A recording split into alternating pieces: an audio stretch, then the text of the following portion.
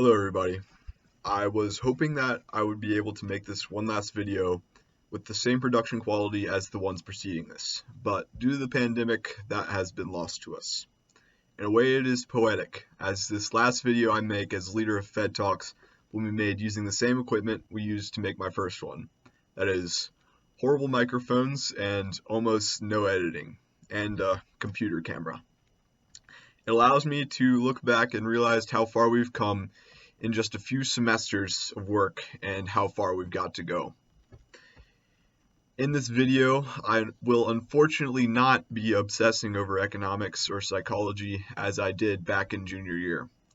Today I will be laying out the most vital aspects of this organization so that when I pass this club along to Sarah and she passes it along to another leader, the fundamental intentions I had for this club will remain set in stone in the form of this video for the world to see and hold you accountable against.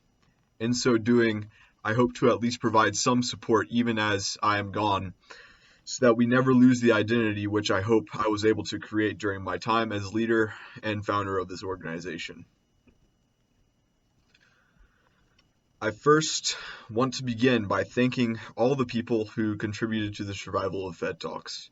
Were it not for these people, this organization would have remained nothing more than a vague idea or another failed pet project of mine.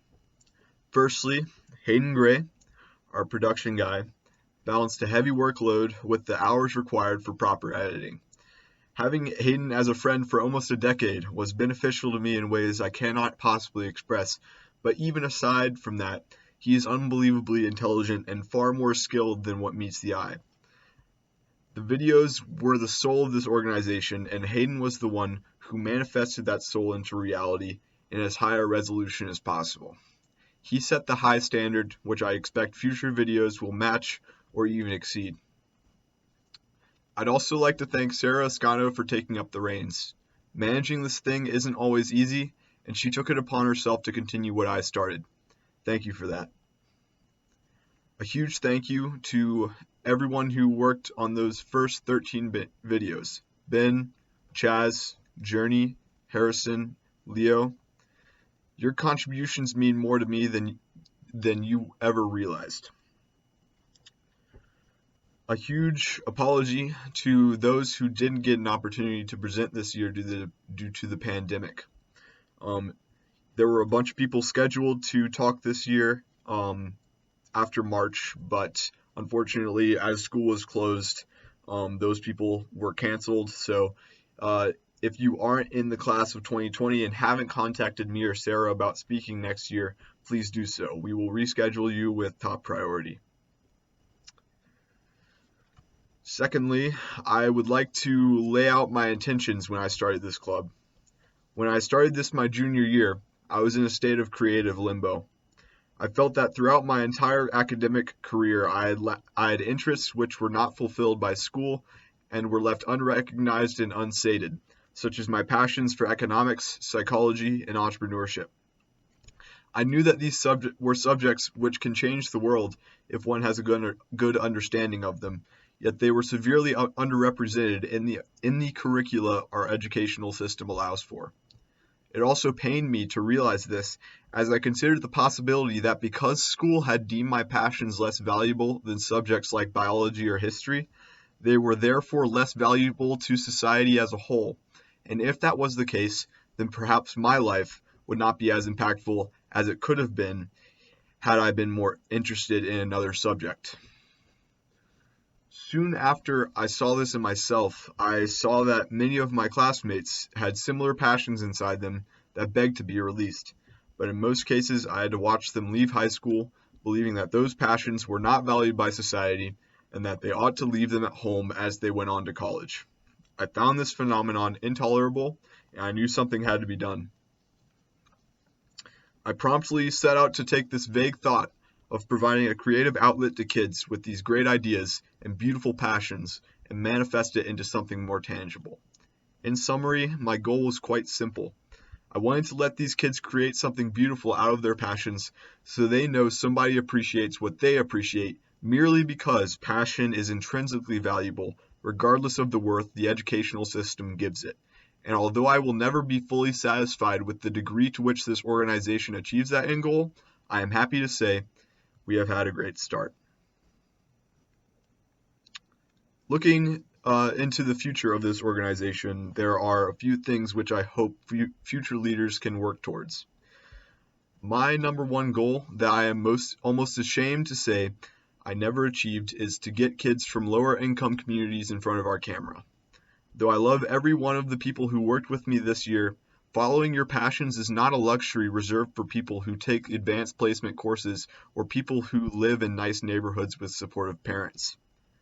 The question of why we have drugs, fights, and generally self-harming behaviors on such a large scale among our students at Patrick Henry is not one which ought to be vaguely wondered at by administration, even though it is treated like some rhetorical question that we seem to ask each other as students in administration watch kids tear themselves apart before our eyes in the hallways, oftentimes observing them, in some cases for their own sick amusement, like some disgusting reincarnation of the gladiator arena centuries ago.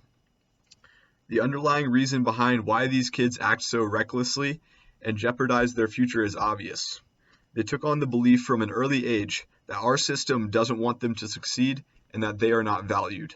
Personally, I think this belief is quite justified for low-income students with consideration to the way parental incomes are distributed across our educational system, but that is for another Fed Talk entirely. The more important thing here is that this belief can be remedied by proving them wrong. By showing these kids that we want to know what they love, regardless of their income or skin color, we can at least plant that seed on the off chance that it could grow into an incredible human being who realizes their worth. Additionally, I'd like to see this same club implemented at William Fleming, a school near us which is full of students with unlimited potential that they must cast aside because of things going on in their personal lives. The same problems that plague Patrick Henry plague William Fleming, and I believe that if our two student bodies can unify in some way and be able to stand on a common ground, we can grow together. If Fed Talks is the first step towards that, then so be it. I'd love for us to be able to give them access to our channel so they can post videos on here too.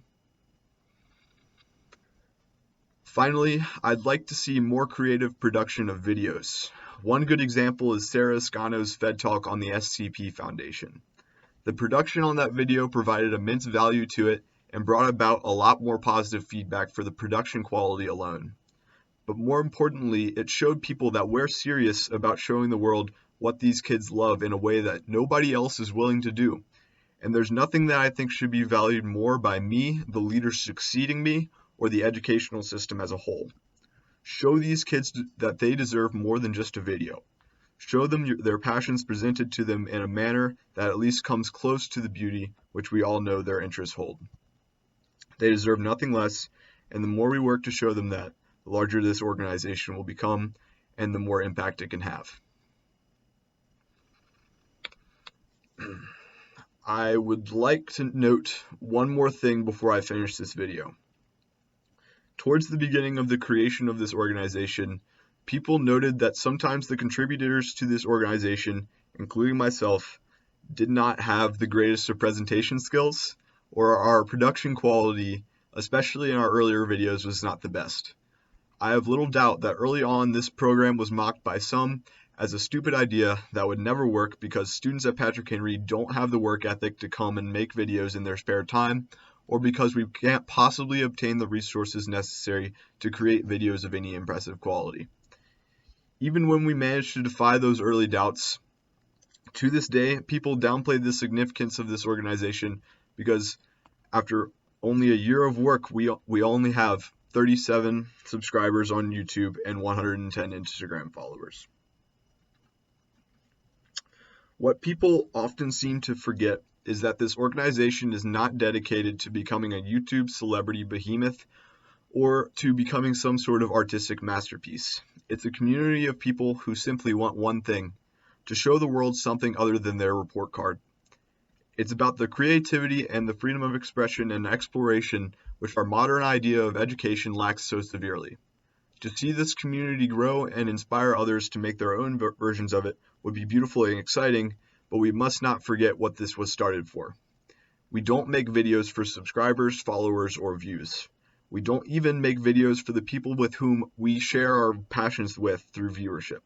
We do this for the creators of these videos because no matter the amount of praise you receive from your friends or the number of likes, followers, or subscribers you can boast, what matters in the end is whether or not you are passionate about what you produced.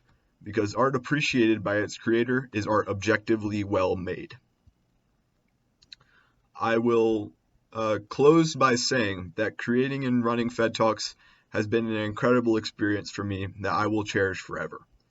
I cannot express how much I appreciate all the support from our contributors and from those who brought their expertise to build what we have now, like Hayden. When it comes down to it, I was not much more than a guide and a coordinator. It was you who made this happen, and for that I cannot thank you enough. I fully intend to continue this organization in some form at the University of Virginia, where I hope I can help fellow students show the world what they love and keep spreading the message I hope I was able to convey today. Thank you for coming to my Fed Talk.